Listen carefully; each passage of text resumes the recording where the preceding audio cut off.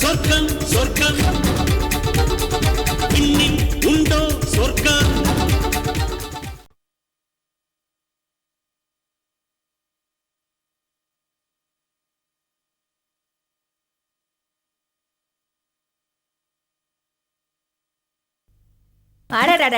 யாரு இந்த நேரத்துல வந்து கதவை தட்டுறது? இப்ப போய் பாபா பாத்துடி, கை கால் உடஞ்சிட போறது. பாத்து பாத்து. எவன் ஒள்ளையும் வணக்கம். நீங்களா? தமிழ்குமரன் சன் ஆஃப் ஆதிகேசவன் நானே தான். உங்க ஜாதகத்தெல்லாம் நான் கேட்கல. என்ன விஷயம்? வீடு தேடி வர்றவங்கள வரவேற்று உபசரிக்கிறது தான் தமிழர் பண்பாடு. தமிழே வந்திருக்கிற நிக்க வச்சு பேசுறீங்களே. தமிழ்னு வேற சொல்லிட்டீங்க. உட்காருங்க. யாரடி? வெளியே தான் ஒரே மழைன்னு பார்த்தா வீட்டுக்குள்ளேயும் மழையா இருக்க. யாரடி வரு? சார் தான் பெரிய கிரிமினல். கிரிமினல் எதுக்குடி நம்மாத்துக்கு? Criminal lawyer madam. ஓ, இவர் தான் அந்த சனியை வெளியே அழைச்சுன்னு வந்ததா? ஆமா ஆமா, அந்த புண்ணியவன் இவர் தான். யார சொல்றாங்க தெரியுமா? உங்க கிளைண்ட் தான். சரி சரி, என்ன விஷயமா வந்தீங்க? சீக்கிரம் சொல்லிட்டு கிளம்புங்க. எல்லாம் உங்க நல்லதுக்காக தான் வந்திருக்கேன். மத்தவங்களோட நல்லதை பத்தி யோசிக்க கூட உங்களுக்கு தெரியுமா? அப்புறம் எதுக்கு நான் அன்னைக்கு நியாயத்தை பத்தி பேசினப்ப அந்த மிரட்டுனீங்க? நிஜமாவே ரெண்டு பக்கமும் சுமூகமா முடிக்கணும் தான் நான் வந்திருக்கேன். அதுக்காக என் கிளைண்ட் தோத்துருவாங்கன்னு நினைச்சிடாதீங்க. இது வந்து அவுட் ஆஃப் கோர்ட் செட்டில்மெண்ட் மாதிரி. பயந்துட்டீங்க? கேஸ்ல நீங்க ஜெயிச்சிட்டா பரவாயில்ல, தோத்துட்டா இருக்கிற ஆயா விலையும் போய் இதை விட கேவலமான நிலைமைக்கு நீங்க வந்துடக்கூடாது தான் கூட்டி கழிச்சு பார்த்து நான் வந்திருக்கேன். எங்க கூட்டினீங்க? பங்களாவிலியா? அந்த அளவுக்கு கேவலமான நிலைமைக்கு உங்க கிளைண்ட் உங்களை கொண்டு வந்துட்டாளா? இத பாருங்க, இந்த நக்கல் பண்றதெல்லாம் இங்க வேணாம். சரி, நான் சொல்றதை கேட்டீங்கன்னா உங்களுக்கு நல்லது. நீட்டி முழக்காம விஷயத்த சொல்லுங்க. இந்த மோகனா குரூப்புக்கு இந்த சொத்துல எந்த உரிமையும் இல்ல. அவங்க வச்சிருக்கிற ஆதாரத்தெல்லாம் ஈஸியா உடைச்சிடலாம். கல்யாணம் நடந்ததா அவங்க சொல்றாங்க, ஆனா கோயில் ரிஜிஸ்டர்ல எந்த கையெழுத்தும் இல்ல. அதை வச்சு இந்த கல்யாணமே நடக்கலன்னு நான் நிரூபிச்சிருவேன். இந்த சொத்துல இருந்து அவங்களுக்கு நீங்க எதுவுமே கொடுக்க வேணாம். இத பாருங்க, மோகனா பார்ட்டி இவ்வளவு நாள் இருந்ததுக்கு 5 10 பார்த்து ஏதாவது கொடுத்து அமைச்சிருங்க, அது உங்க இஷ்டம்.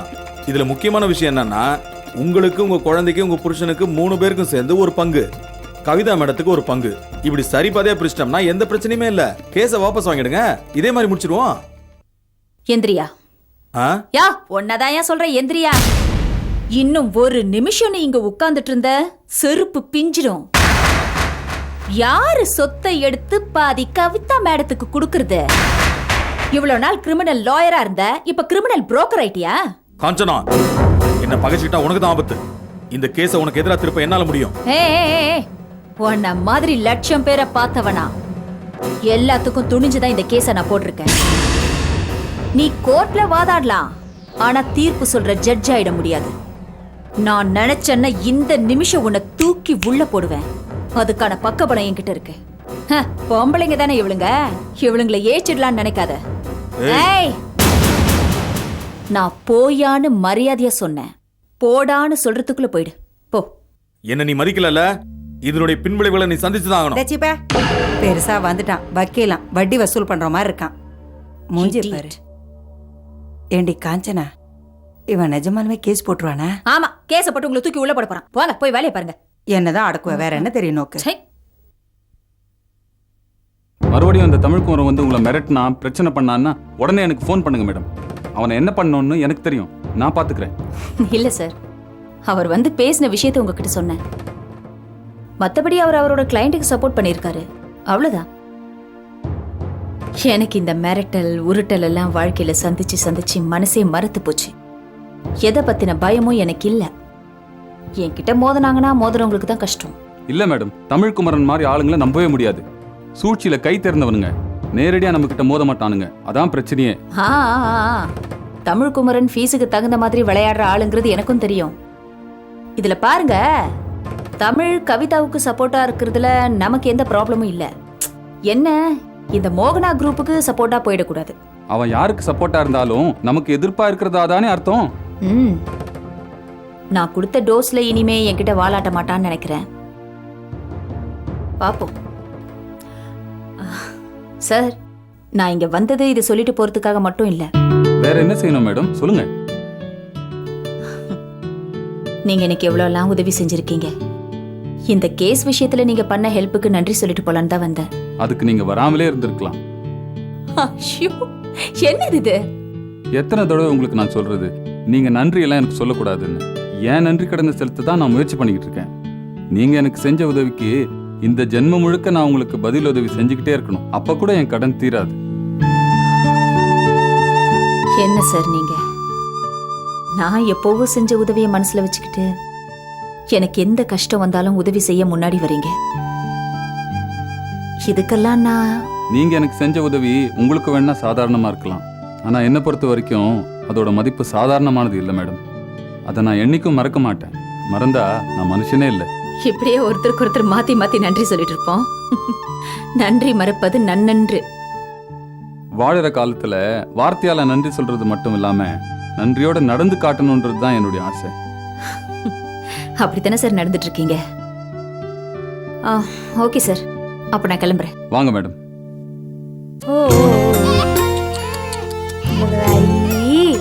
இங்க பாரு, அம்மாவை பாரு. தூங்க மாட்டியா நீ?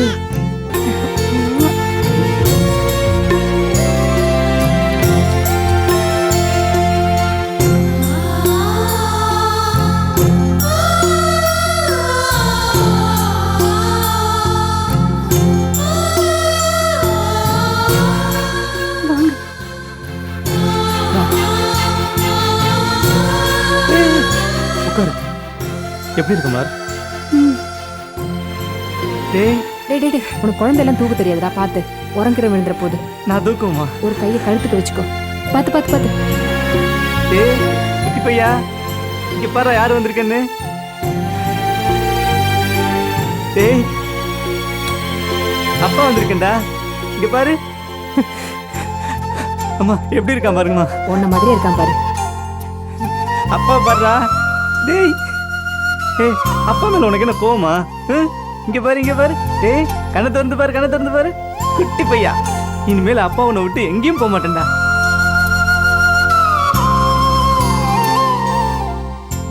என்ன மன்னிச்சிடு.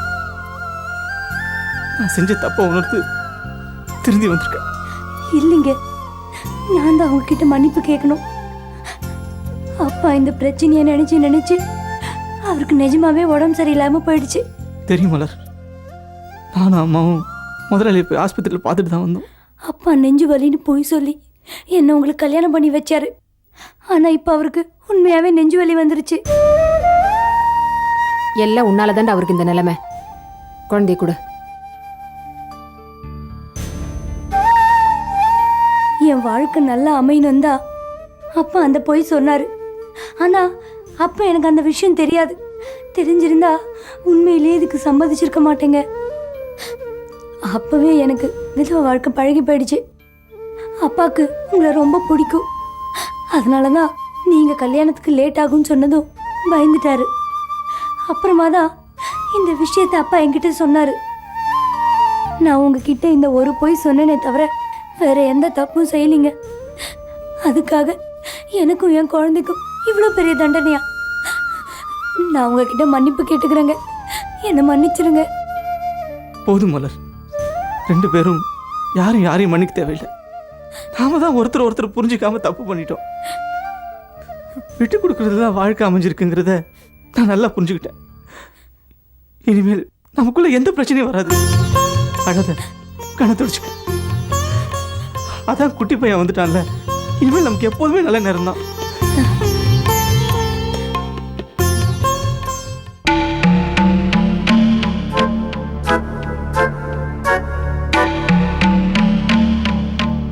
Madam madam. வாங்க தமிழ், உட்காருங்க. என்ன மேடம் அவசரமா ஃபோன் பண்ணி வர சொன்னீங்களே, என்னமோ ஏதோன்னு பதறி போய் விடியாரா? டல்லா இருக்கீங்களே, என்ன உடம்பு எதுவும் சரியில்லையா? உடம்பெல்லாம் நல்லா தான் இருக்கு, மனசுதான் சரியில்லை. ஏன் ஏன் ஏன்? நான் இருக்கும்போது உங்க மனசுக்கு என்ன குறை? என்ன தமிழ் அப்படி சொல்லிட்டீங்க? நான் இப்ப ஜாமீன்ல தான் வெளியே வந்திருக்கேன். இன்னும் 2 நாள்ல என் கேஸ்ல தீர்ப்பு சொல்ல போறாங்க. ஆமா, அதுக்கு என்ன? அதுக்கு என்னவா? கோர்ட்ல தீர்ப்பு எனக்கு எதிரா வந்துட்டா என்ன அப்படியே ஜெயிலுக்கு கூட்டிட்டு போயிடுவாங்க. இப்போ வீடு இருக்கிற நிலைமை உங்களுக்கு தெரியாதா? அத்தையும் காஞ்சனாவும் சொத்துக்காக பிரச்சனை பண்ணிக்கிட்டு இருக்காங்க. அப்புறம் நான் ஜெயிலுக்கு போயிட்டா எனக்கு இந்த சொத்துல இருந்து 10 காசு கூட கிடைக்காது. என்ன மேடம், நான் ஒருத்தர் இருக்கும்போது நீங்க எதுக்கு கவலைப்படுறீங்க? அப்ப நீங்க என்ன முழுசா நம்பல? அப்படி இல்ல. நீங்க கடவுளை நம்பலனா கூட பரவாயில்ல, என்ன நம்புங்க. மாம் ஏகம் சரணம் ரஜ. என்ன நம்பி தஞ்சம் பூந்தவங்களை என் நெஞ்சுக்குள்ள வச்சு காப்பாத்துவேன். அப்புறம் ஏன் கவலைப்படுறீங்க? உங்க மேல எனக்கு நம்பிக்கை இருக்கு தமிழ். ஆனா மேடம், எல்லா டிபார்ட்மெண்ட்லயும் கூலிக்கு மாரடிக்கிற கும்பல எனக்கு தெரியும். அதான் அந்த லஞ்ச பிசாசுங்களை சொல்றேன். நீங்க தைரியமா இருங்க, சர்வ நிச்சயமா உங்களை வெளியில கொண்டு வந்துருவேன். நீங்க கோர்ட்ல இருந்து ஜெயிலுக்கு போக வேண்டிய அவசியமே இருக்காது, நேரா வீட்டுக்கு வந்துடலாம். இது போதும் தமிழ். இந்த அளவுக்கு என் வீட்டுக்காரர் கூட எனக்கு தைரியம் சொன்னதில்லை. அதான் நான் பேசுறேன்ல.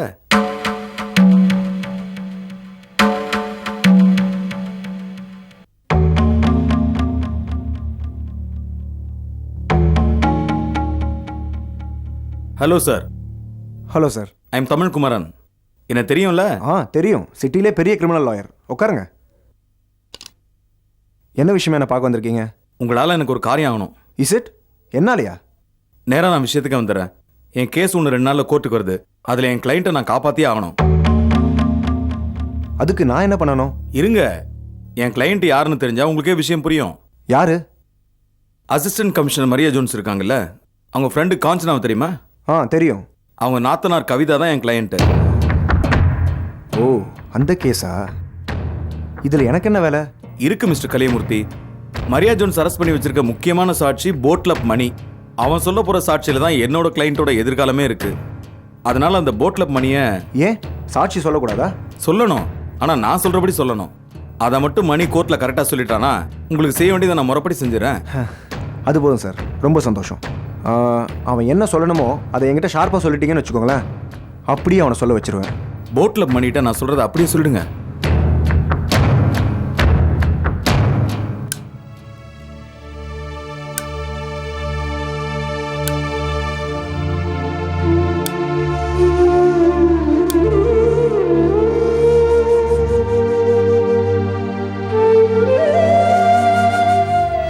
அப்பா, கரெக்டா 12 மணிக்கு பக்கத்து ஃபேக்டரியில சங்கு ஊதும்.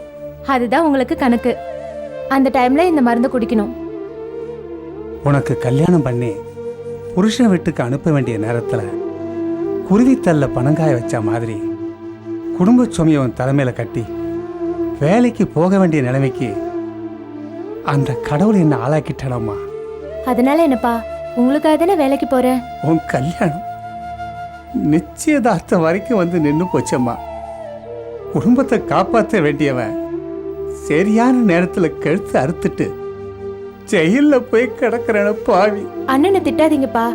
நீங்க நினைக்கிற மாதிரி அண்ணன் தப்பானவர் இல்ல. தப்பான வழியில போயிட்டாரு, அவ்வளவுதான்ப்பா. ஆமா, ஒவ்வொரு மனுஷனுக்கும் பாலிபத அம்மா வாழ்க்கையோட வாசப்படி. அந்த நேரம் பார்த்து தான் எல்லா கெட்ட சவகாசமும் நாம கூப்பிடாமலேயே தேடி வரும். அப்பத்தாம மனசு தடுமாறாம இருக்கணும். அவனு என்ன போல ஆயிடக்கூடாதுதான் படிடா படிடான்னு சொன்னேன். கேட்டானா?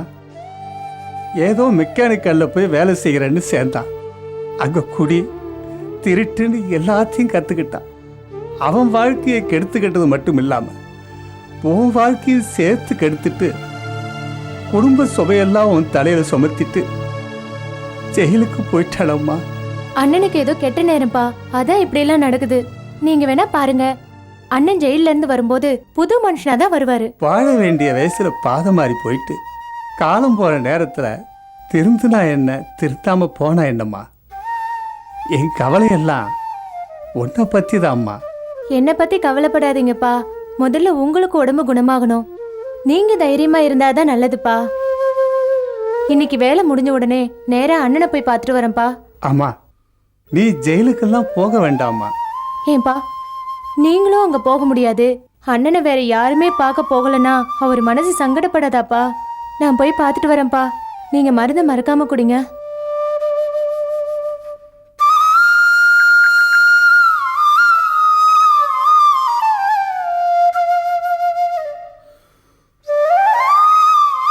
வரேன்ப்பா.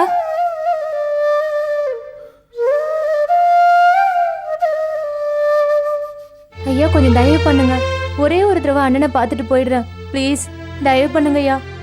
அண்ணனை போய் பார்த்துட்டாவது வந்துடுறேன் ஐயா. அட என்னம்மா இன்ஸ்பெக்டர் இல்லாத நேரத்தில் வந்து கேட்டுக்கிட்டு. சரி, இன்ஸ்பெக்டர் வரதுக்குள்ளே சீக்கிரமாக பார்த்துட்டு போனோம். அவர் வரதுக்குள்ளே சீக்கிரம் வந்துடணும். சீக்கிரம் போமா.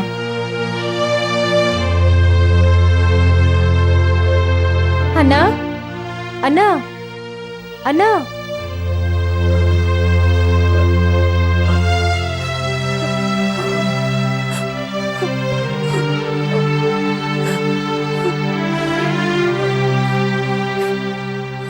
என்னம்மா சுபா, நீ ஏமா இங்க வந்த?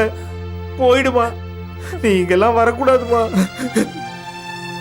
உன்னை இந்த நிலைமையில பார்க்கும்போது எனக்கு கஷ்டமா இருக்குண்ணா. அப்பா எப்படிமா இருக்காரு? அப்படியே தான் இருக்காரு. அவருக்கு இருக்கிற வியாதியோட கொடுமைய என்கிட்ட சொன்னா நான் வருத்தப்படுவேன்னு சொல்லாமே மறைச்சிட்டாருண்ணா. நேத்து கூட மலையாள மருத்துவர்கிட்ட போய் மருந்து வாங்கி கொடுத்தேன்னா இன்னொரு தைலம் வாங்கணுமா, வாங்கறதுக்கு பணம் இல்ல. முதலாளி கிட்ட அட்வான்ஸும் வாங்க முடியாது. அவர் பாக்குற பார்வையே சரியில்லைண்ணா. ஐயோ, அழாதீங்கண்ணா. இப்ப அழுது என்னண்ணா பிரயோஜனம்?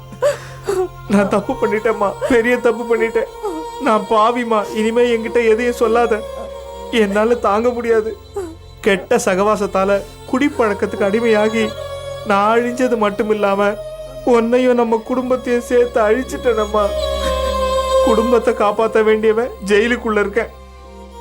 ஆனா குடும்பம் குழந்தைன்னு வாழ வேண்டிய நீ வேலைக்கு போய் சம்பாதிச்ச அப்பாவை காப்பாத்துறியம்மா. அண்ணா அழாதீங்கண்ணா. நீங்க நிச்சயமா திரும்பி வந்துடுவீங்கன்னு சொல்லி அப்பா கிட்ட சொல்லிட்டு தானே வந்தேன். இது ஏதோ கெட்ட நேரம்னு நினைச்சு இனிமேலாவது ஒழுங்கா இருங்கண்ணா. நான் திருந்திட்டேம்மா, திருந்திட்டேன். உன்னையும் அப்பாவையும் நல்லபடியா வச்சு காப்பாற்றணும்னு நினைக்கிறேன். ஆனா திருந்திட்டதுனால என்னை வெளியே விட மாட்டாங்க. எப்படியோ நான் வெளியில வர்றதுக்கு 3-4 வருஷம் ஆகும். அது வரைக்கும் நீயும் அப்பாவும் கஷ்டப்படுவீங்களே, அதை நினைக்கும் போதுதாம்மா என்னால தாங்க முடியல. அண்ணா அழாதீங்கண்ணா. நீங்க திரும்பி வர்ற வரைக்கும் அப்பாவை நான் பத்திரமா பாத்துக்கிறேன். எங்களுக்கு எதுவும் ஆகாது. நீங்க தைரியமா இருங்க. நீங்க இப்படி அழுதா உங்களை அடிக்கடி வந்து பாக்குறதுக்கு ரொம்ப கஷ்டமா இருக்கும். நீங்க எங்களை நினைச்சு கவலைப்படாதீங்கண்ணா. முடியலையேம்மா, உனக்கு கல்யாணம் காட்சின்னு பண்ணி பார்க்க வேண்டிய நான் உன் கல்யாணத்தை நானே நிறுத்திட்டேனம்மா. அதை விடுங்கண்ணா. கல்யாணம் நின்னு போனா என்னன்னா, பொண்ணா பிறந்தா கல்யாணம் பண்ணிக்கணும், குழந்தை பத்துக்கணும்னு விதியா என்ன? கடவுள் எனக்கு அப்படி விதிக்கலன்னு நினைச்சுக்கோங்கண்ணா. இதை நான் வருத்தத்தோட சொல்லல, சந்தோஷமா சொல்றேன்னா. நான் யாருக்காக கஷ்டப்படுறேன்? எங்க அப்பாவுக்கும் எங்க அண்ணனுக்கும் தானே. அதுல எனக்கு ஒன்றும் கஷ்டம் இல்லைண்ணா. நீங்க அழாதீங்க. நான் வரேண்ணா. அப்பாவுக்கு மருந்து கொடுக்கணும்.